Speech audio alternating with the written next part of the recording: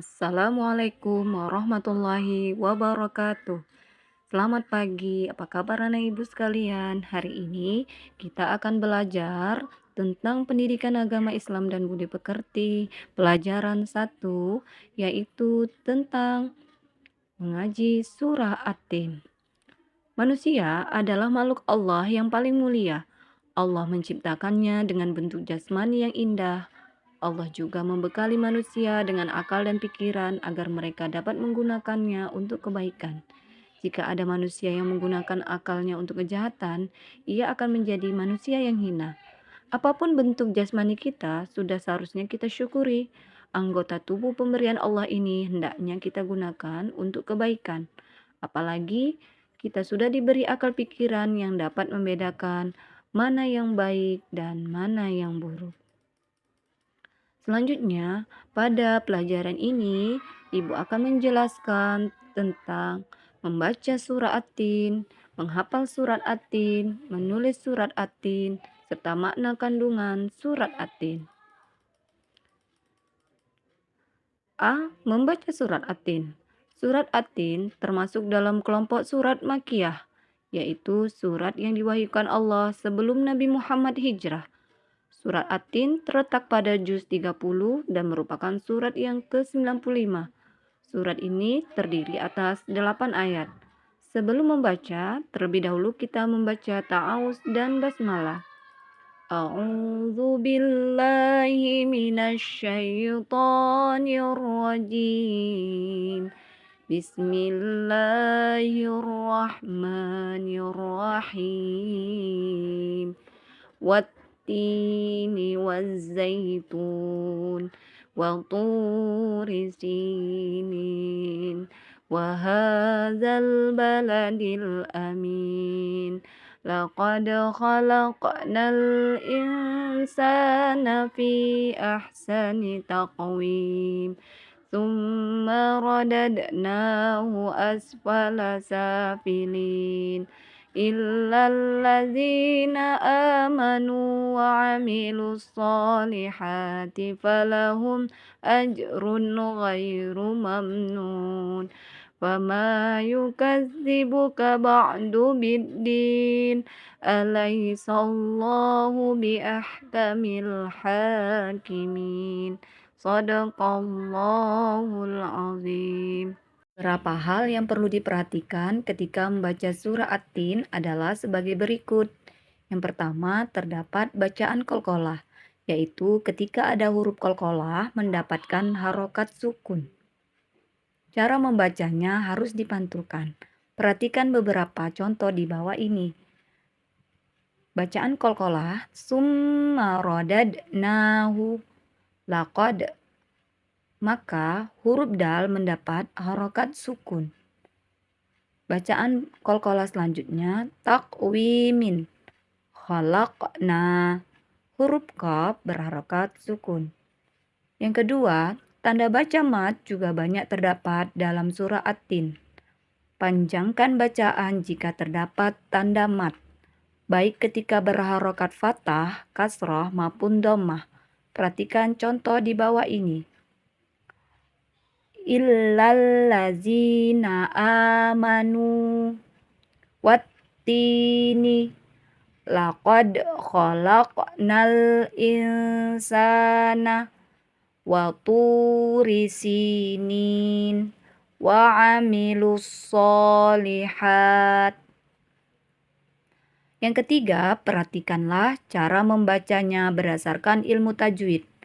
Ada beberapa bacaan yang harus dibaca jelas atau mendengung. Perhatikan beberapa contoh lafal di bawah ini. Insana dibaca ifa atau samar. Alasannya ada huruf nun sukun bertemu dengan huruf sin.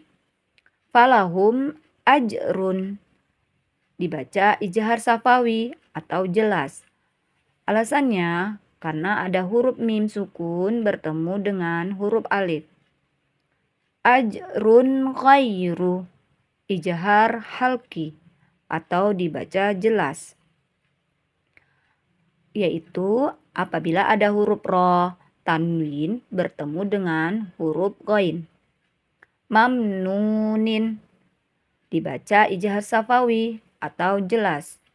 Alasannya karena ada huruf mim sukun bertemu dengan huruf nun. Selanjutnya kita masuki bagian B, yaitu menghafal surah At-Tin. Surat At-Tin termasuk kelompok surat-surat pendek. Jumlah ayatnya yang sedikit menjadi tidak sulit menghafalnya. Bacaan berulang-ulang dengan fasih dan benar. Mulailah dengan ayat yang pertama. Bismillahirrahmanirrahim. Wattini wazzaitun. Jika ayat yang pertama sudah hafal, ulangilah lagi sekali lagi. Baru kemudian dilanjutkan dengan ayat yang kedua. Begitulah seterusnya cara menghafalnya. Untuk menjaga hafalanmu, bacalah surah At-Tin ketika sholat. Setelah membaca surah Al-Fatihah pada rakaat pertama atau kedua, bacalah surah At-Tin. Dengan cara seperti itu, hafalanmu akan menjadi lancar. Selanjutnya, kita belajar menulis surat At-Tin. Amatilah lafal surah At-Tin dengan cermat, perhatikanlah tulisannya ayat per ayat. Bagaimana bentuk penulisan huruf hijaiyah dalam setiap ayat tersebut? Cermatilah setiap perubahan bentuk hurufnya, baik ketika berada di depan, di tengah, maupun di belakang. Sekarang mari berlatih menulis surah At-Tin dengan benar. Kita mulai dari ayat yang pertama ya, yang berbunyi Bismillahirrahmanirrahim. Wattini wazzaitun. Tulislah ayat di atas dengan pelan-pelan dan perhatikan bentuk hurufnya. Huruf apa saja yang berubah bentuknya dan huruf apa saja yang tidak dapat menyambung huruf di depannya. Ingatlah dengan baik huruf yang harus berubah bentuk dengan yang tidak berubah bentuk. Setelah lancar menulis ayat yang pertama dan ingat perubahan bentuknya, sekarang kita mulai menulis ayat yang kedua yang berbunyi Bismillahirrahmanirrahim wa turi sinin. Mulailah menulis ayat kedua dengan hati-hati. Perhatikan dengan cermat bagaimana lekukan bentuk hurufnya, jumlah titiknya, dan penempatan harokat sesuai dengan bunyi lafalnya. Cermatilah bagaimana perubahan bentuk hurufnya ketika bersambung dengan huruf lain. Mudah bukan menulis kalimat dalam surah At-Tin? Selanjutnya kita pelajari bagian D, makna kandungan surah At-Tin. Surah At-Tin mengandung pesan yang sangat penting bagi manusia. Manusia adalah makhluk Allah yang paling sempurna bentuknya. Allah juga mengingatkan bahwa banyak manusia yang menjadi makhluk yang hina karena perilaku mereka yang tercela. Allah hanya akan memberi pahala kepada orang yang beriman dan berbuat kebaikan. Marilah kita pahami arti dan makna setiap ayatnya. Ayat pertama menjelaskan Allah Subhanahu wa taala bersumpah dengan buah tin dan buah zaitun. Sumpah menunjukkan kesungguhan Allah Subhanahu wa taala di dalam memberikan peringatan kepada manusia. Ayat ini ditujukan kepada bangsa Arab waktu itu. Buah tin dan buah zaitun merupakan tanaman yang paling banyak dikenal di wilayah Arab. Dengan begitu, mereka bisa memahami makna sumpah Allah Subhanahu wa taala tersebut. Ayat kedua juga merupakan sumpah Allah Subhanahu wa taala yang menggunakan nama gunung, yaitu Gunung Sinai.